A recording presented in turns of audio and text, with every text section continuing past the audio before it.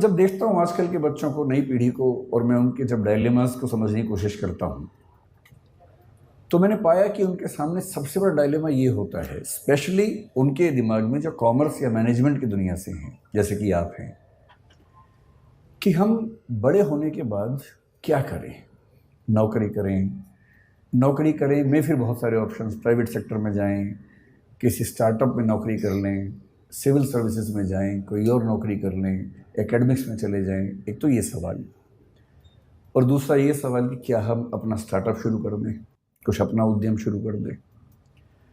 और मैं देख रहा हूँ कि आजकल की पीढ़ी को एक शब्द बड़ा अच्छा मिल गया, स्टार्टअप। हमारी पीढ़ी ने भी स्टार्टअप किए। मुझे 2 साल पहले ही पता लगा कि जो मैं कर रहा हूँ कई साल से वो स्टार्टअप ही होता है, वरना मैं 2 साल वरना तो मैं 3-4 साल से बड़ा परेशान था कि पूरा देश स्टार्टअप कर रहा है और हमने कभी किया ही नहीं। तो मुझे एक बार गूगल पे जाके सर्च करना पड़ा कि स्टार्टअप क्या होता है, व्हाट इज स्टार्टअप। तो पता लगा स्टार्टअप का मतलब अपना काम करना, इतना ही होता है। तो फिर मैं समझ गया कि अच्छा। तो मैंने 1-2 पढ़े लिखे लोगों से पूछा, तो जो मैं करता हूँ क्या वो स्टार्टअप हो सकता है? बोले हाँ, वो स्टार्टअप, आपको सक्सेसफुल स्टार्टअप है। तो मुझे बड़ी खुशी हुई कि मैंने ये काम कर लिया। वरना दुविधा रहती कि सारी दुनिया कुछ कर रही है और हमारे वर्तमान सरकार उस पर इतना जोर दे रही है और हमने किया ही नहीं वो काम। आप लोग संयोग से हमारे पूरे भारतीय इतिहास के उस दौर में हैं। मैं इस पे आता हूँ 2 मिनट के बाद, इस वाक्य को पूरा करूंगा। उससे पहले एक संकेत करता हूँ। हर देश में जो इकोसिस्टम है उसमें सपने अलग अलग होते हैं, और ये आपके सपने दरअसल आपके सपने होते नहीं हैं। आपके सपने आपके समाज के सपने होते हैं जो उसने आपके मन में बैठा दिए। ऐसा संयोग नहीं है कि हमारे पास जो बच्चे आते हैं उनमें से बिहार, उत्तर प्रदेश, राजस्थान के बच्चे आमतौर पर सिविल सेवक बनने के मूड से ही आते हैं। और यदि मैं उनसे कहूँ कि कभी अपना स्टार्टअप सोच के देखो, तो उनके चेहरे पर ऐसा भाव आता है कि मैं क्या सोच रहा था और आप मुझे किस लायक समझ रहे हैं। क्योंकि उनको जो वैल्यू सिस्टम है जो सोसाइटी ने दिया है वो सिविल सर्वेंट बनने का ही है। उनके लिए उससे बड़ा कोई सपना है नहीं। लेकिन जब मैं गुजरात के लोगों से मिलता हूँ, विशेष रूप से मारवाड़ी या सिख समुदाय के लोगों से मिलता हूँ, तो उनसे नौकरी की बात कर रहा हूँ, हंसने लगते हैं कि नौकरी क्यों करेंगे, धंधो करेंगे, धंधो, अपना काम करेंगे भाई, अपना ही उद्यम करेंगे। सारा खेल वैल्यू सिस्टम का है। हम उस समाज के लोग हैं जहां ज्यादा पैसा कमाने का सम्मान ज्यादा नहीं है। आप कितना ही पैसा कमा लें, लोग आपको सम्मान देंगे नहीं जब तक आप उससे बड़ा कुछ नहीं कर लेंगे। लेकिन कई देश ऐसे हैं, कई समाज ऐसे हैं जहां पर धनी होना, सफल उद्यमी होना अपने आप में एक सक्सेस की निशानी है। मैं एक एग्जाम्पल देके बात करता हूँ। मुझे एग्जाम्पल देने की बहुत बीमारी है, उसी से बात समझाना आसान भी लगता है मुझे। मैं अभी करीब 12-13 दिन अमेरिका में रहा। मैं 5 विश्वविद्यालयों में गया सिर्फ उनका सिस्टम समझने के लिए। उनमें से 2 में मुझे निमंत्रण था, 3 में मैं बिना बोले पहुंच गया कि मैं देखना चाहता हूं कि कैसे आप लोग काम करते हैं। तो वहाँ के कुछ स्टूडेंट्स, कुछ प्रोफेसर से परिचय था, तो उनके साथ मैंने पूरा विश्वविद्यालय देखा, समझा, कुछ बच्चों से मिला, उनके सपने पूछे, उनके पढ़ने का तरीका पूछा, प्रोफेसर से पढ़ाने का तरीका पूछा। पर्पज़ ये था कि कल को अगर मैं कोई विश्वविद्यालय शुरू करूं, जो कि मेरा एक सपना है, तो मेरे पास एक टेम्पलेट हो या कई टेम्पलेट्स हों कि एक अच्छा विश्वविद्यालय कैसा होता है और बच्चों की पूरी ग्रूमिंग का तरीका क्या होना चाहिए। तो उन्होंने सब मुझे बताया। मैंने वहाँ जो बिजनेस पढ़ रहे थे, 1-2 बच्चे जिन्होंने बिजनेस स्टडीज़ पढ़ा हुआ था मास्टर्स लेवल पर या ग्रेजुएशन लेवल पर, और मैं अच्छे यूनिवर्सिटी की बात कर रहा हूँ, मैं यूटी ऑस्टिन की बात कर रहा हूँ, मैं मिशिगन यूनिवर्सिटी के रॉस स्कूल की बात कर रहा हूँ, मैं कोलंबिया यूनिवर्सिटी की बात कर रहा हूँ, इनकी बात कर रहा हूँ जहाँ पर पढ़ना किसी के लिए बहुत बड़ा सपना हो सकता है। वहाँ जिन लोगों ने बिजनेस स्टडीज़ की पढ़ाई की, उनसे मैंने खूब बातें की, 1-1, 2-2 घंटे बात की, और अंत में एक कठोर सवाल पूछा। मैंने कहा 2 बातें बताना सीधे सीधे। एक तो ये कि यहाँ से पढ़ने के बाद क्या पैकेज मिलेगा तुम्हें। वो थोड़ा चौंक जाते थे कि कितना सीधा सवाल पूछ लिया। मैंने कहा इसीलिए पूछ रहा हूँ कि मुझे पता तो हो कि यहाँ आप आए तो उसका फ़ायदा है कि नहीं है। तो उनमें से कुछ ने, मैं स्पेसिफिक नहीं होऊंगा क्योंकि उनकी प्राइवेसी का मामला भी है, 1-2 लोग जो मास्टर्स में काफ़ी अच्छे लेवल पर थे, पूरी स्कॉलरशिप पर गए हुए थे, उन्होंने बताया कि सर हमने जो यहाँ खर्च किया है, मतलब जो बिना फेलोशिप वाले लोग खर्च करते हैं, वो करीब भारतीय करेंसी में 1.5 से 2 करोड़ रुपए के बीच का खर्चा हो जाता है 2 साल की पढ़ाई करने का। स्कॉलरशिप है तो अलग बात है, नहीं तो इतना खर्चा हो जाता है। तो मैंने कहा उसके बाद होगा क्या? बोले सर हम जो डिग्री कर रहे हैं ना उसकी वैल्यू बहुत ज़्यादा है, तो जब हम उतरेंगे बाज़ार में तो हम मान के चलते हैं कि हमें 1 आध साल के अंदर अंदर 2 लाख USD का एनुअल पैकेज मिल जाएगा, जिसका मतलब वही 1.5 से 1.6 CR के आसपास का पैकेज मिल जाएगा। और हमारे खर्चे हैं, लोन है थोड़ा थोड़ा, वो सब हम 3 साल में चुका देंगे, क्योंकि खर्चा भी वहाँ ज़्यादा होता है, लेकिन हम साल में 60-70 लाख रुपए बचा लेंगे, 3 साल में सारा लोन चुका देंगे, तो 2 साल की पढ़ाई का बोझ 3 साल में उतरेगा। उसके बाद हम लगभग $2 लाख हर साल कमाएंगे और लगभग $1 लाख साल का बचा लेंगे, जो कि भारत के हिसाब से काफ़ी ज़्यादा आय का मामला है।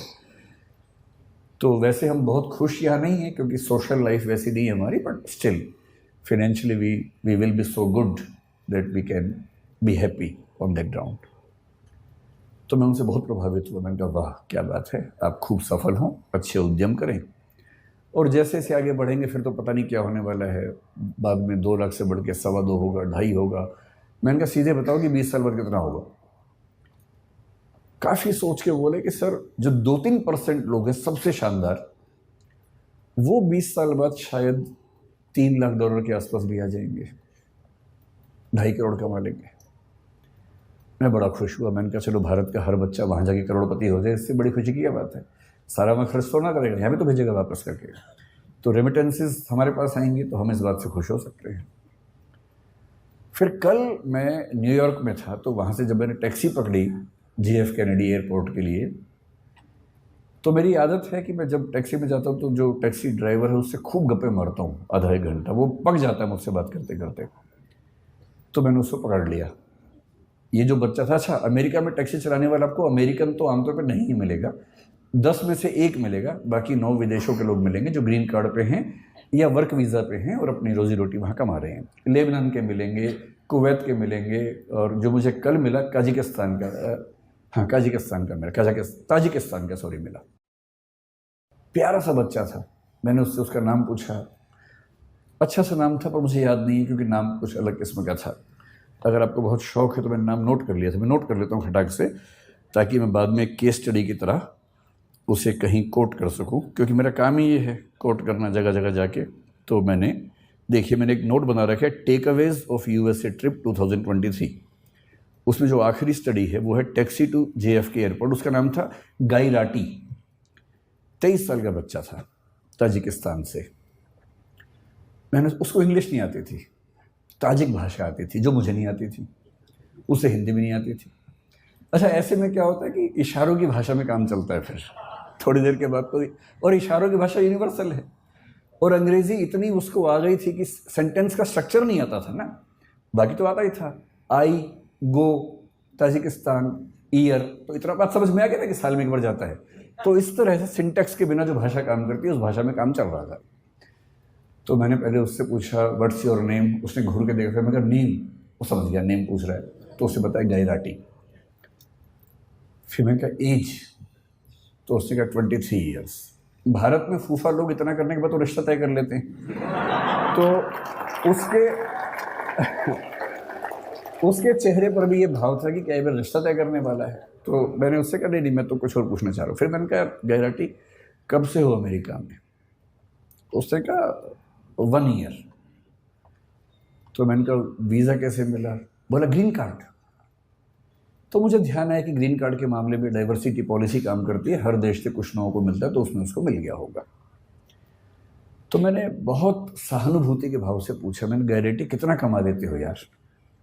मुझे लगा बोलेगा बहुत कम कमाता हूँ, इस भाव से थोड़ी सी टिप मिल जाए अंत में, और मैं उसको बहुत खुश होकर $10 की टिप दूंगा और एहसान कर दूंगा अंत में, मुझे भी खुशी हो जाएगी।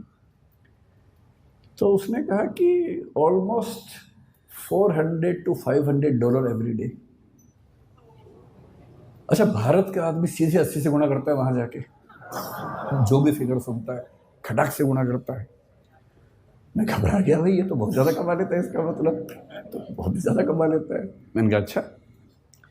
फिर मैंने कहा how many days in a week you work, क्योंकि वहाँ सब 5 दिन काम करें, 2 दिन मस्ती करते हैं। बोला ऑल 7 days, क्योंकि मस्ती तो वहाँ के लोग करते हैं ना, बाहर से जाते हो तो भविष्य में मस्ती करने के मूड में होते हैं, अभी मेहनत करते हैं। फिर वो समझ गया कि ये मेरी इनकम काउंट करना चाह रहा है, तो उसे खुद ही बोला on average I earn $12,000 to $14,000 per month. फिर मैंने 80 से गुणा कर दिया खटाक से, तो मैं समझ गया कि ये महीने के 10 से 12 लाख कमा लेता है। तो मैंने उससे फिर पूछा, दिस इज योर रेवेन्यू और दिस इज योर सेविंग? भाई आप तो कॉमर्स के लोग भी जानते हैं, रेवेन्यू अलग है, सेविंग अलग है। नेट इनकम है कि ग्रॉस इनकम है, उसी में सारा खेल हो जाता है। और वैल्यूएशन की दुनिया इसी खेल पे चल रही है कि कुछ का कुछ बोल के वैल्यूएशन करवा लेना है। तो उसने कहा दिस इज माई सेविंग।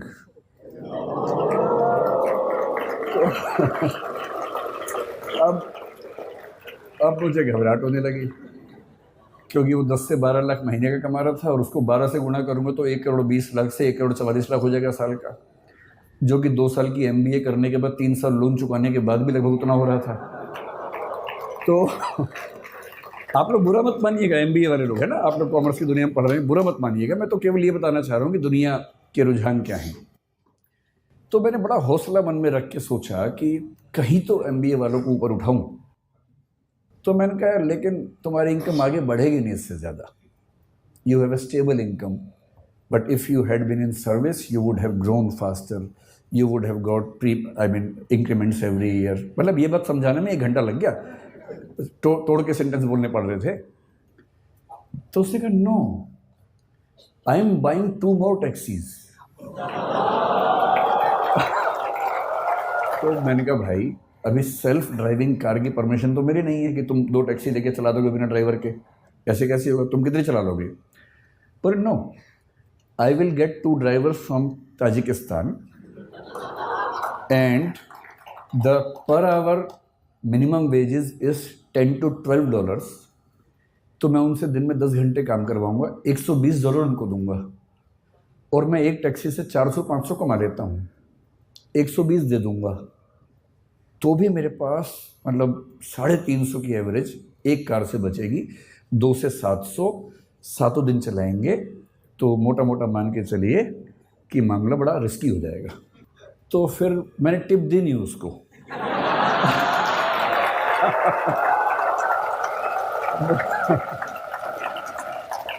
मुझे चिंता थी कि जब मैं उतरूंगा कहीं वो मुझे टिप ना दे दे थोड़ी सी कि भाई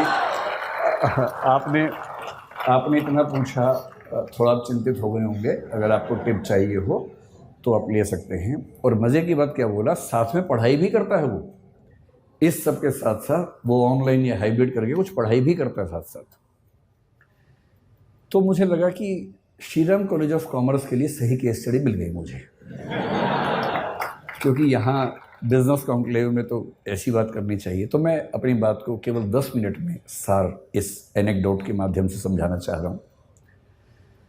आप लोग अभी युवा हैं, जिंदा हैं और सपने देखते हैं।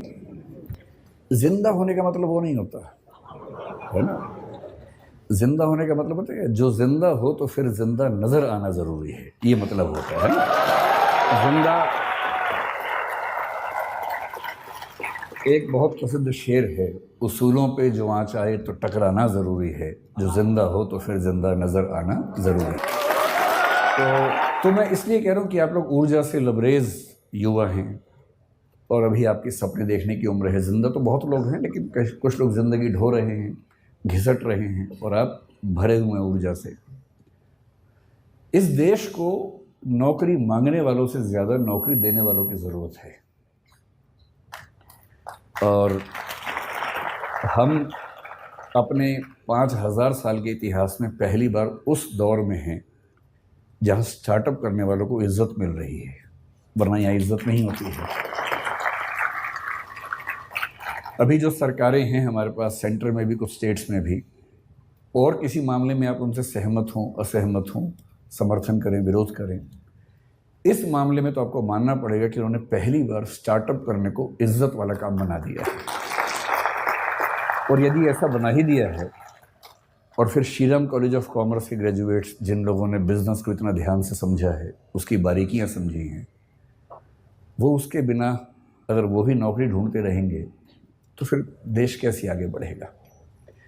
तो कुछ साल नौकरी करना ठीक है, लेकिन यदि मुझसे पूछेंगे तो मैं ये कहूँगा कि अगर आप वैसे व्यक्ति हैं कि चुपचाप ज़िंदगी गुजार लेनी है तो ठीक है, कीजिए नौकरी।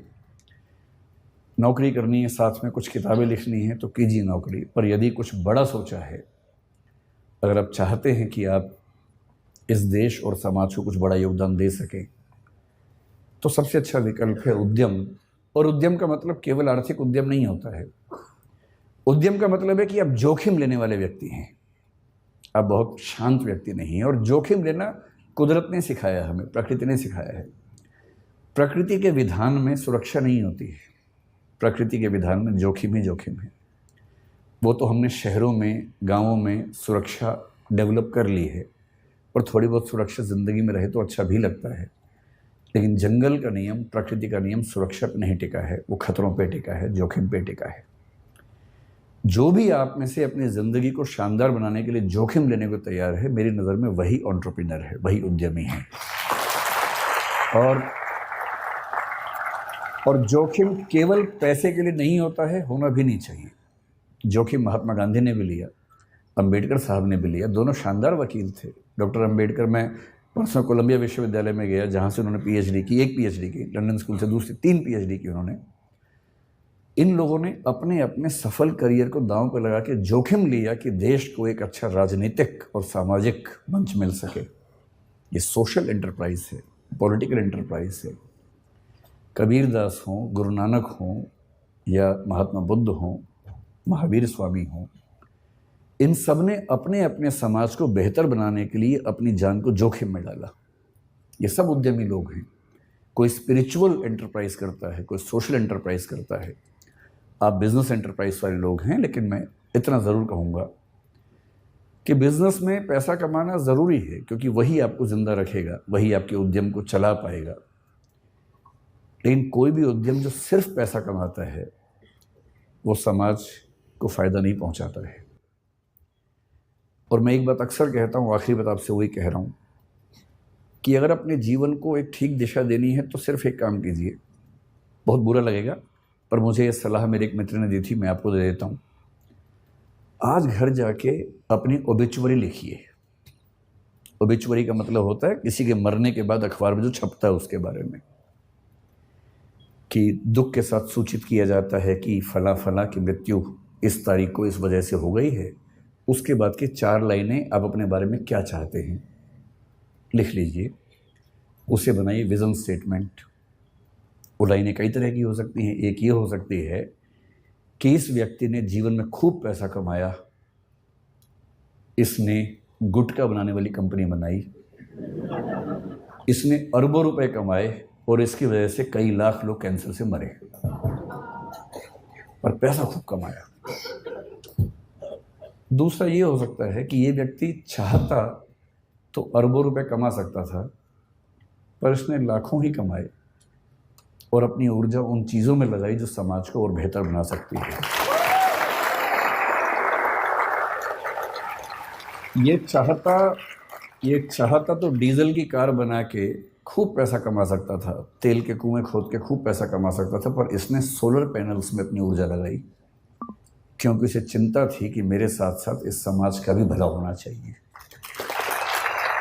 तो जो मैं कंक्लूडिंग रिमार्क के तौर पे कहना चाह रहा हूँ, आप लोग इस देश के भविष्य हैं, स्टार्टअप की दुनिया के भविष्य हैं। कुछ बड़ा कीजिए और ऐसा मत कीजिए जो केवल और केवल बिजनेस तक सीमित हो। जब बिजनेस और एथिक्स मिलते हैं तो जो सिनर्जी बनती है, वो सिनर्जी किसी भी देश और समाज के लिए बेहतर है।